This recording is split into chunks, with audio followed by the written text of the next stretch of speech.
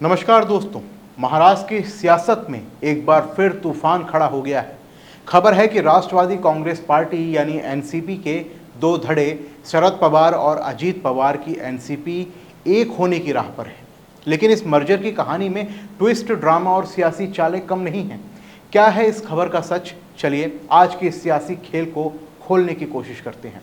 मेरा नाम है शुभम गुप्ता और आप माइक इंडिया देखना शुरू कर चुके हैं। दोस्तों, अक्टूबर 2025 में महाराष्ट्र में शहरी निकाय चुनाव होने वाले हैं और उससे पहले एनसीपी में हाई वोल्टेज ड्रामा शुरू हो गया है। खबर है कि शरद पवार और अजीत पवार के धड़ों को एक करने की कोशिशें तेज हो गई हैं, लेकिन ये मर्जर इतना आसान नहीं है। एनसीपी जो कि शरद पवार का गुट है, उसमें बड़ी टूट का खतरा मंडरा रहा है। उनके 10 विधायकों में से आधे से ज़्यादा अजीत पवार की एनसीपी के साथ जाना चाहते हैं। कई नेता तो बैग पैक करके अजीत पवार के पाले में जाने को तैयार भी हो गए थे। जब ये बात शरद पवार और उनकी बेटी सुप्रिया सुले को पता चली तो उन्होंने सोचा, अरे इससे तो पार्टी बिखर जाएगी। फिर क्या, टूट को रोकने और उसको अजीत पवार को सुलह करने के लिए शरद पवार भी मर्जर के पक्ष में आ गए। लेकिन ट्विस्ट अभी बाकी है। एनसीपी एसपी के 8 सांसदों में से 2, सतारा के अमर शरदाव काले और सिरपुर के डॉक्टर अनमोल कोले मर्जर के खिलाफ खड़े हो गए हैं। ये दोनों कहते हैं, हम मर्जर नहीं चाहते, इससे पार्टी की विचारधारा खतरे में पड़ जाएगी। अब असली सियासी खेल जो है वो आप सुनिए।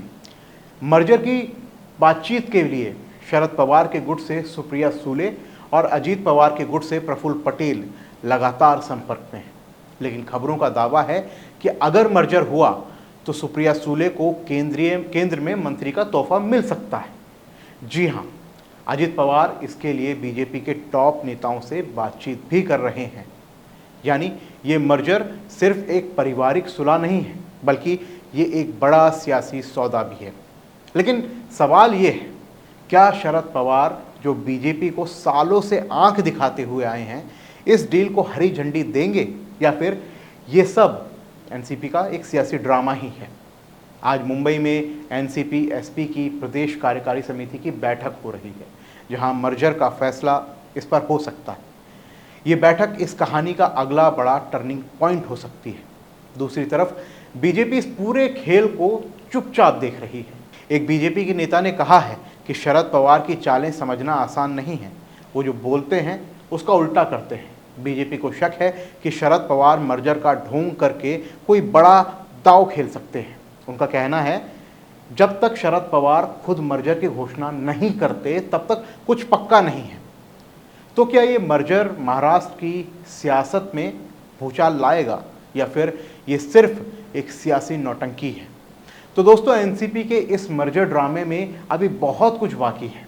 क्या शरद पवार और अजीत पवार फिर से एक होंगे या फिर ये सब चुनावी चाल है? आप क्या सोचते हैं? अपनी राय हमें कमेंट बॉक्स में ज़रूर बताएं। अगर आपको वीडियो पसंद आए तो हमारे चैनल को लाइक, शेयर, सब्सक्राइब करना बिल्कुल मत भूलिएगा।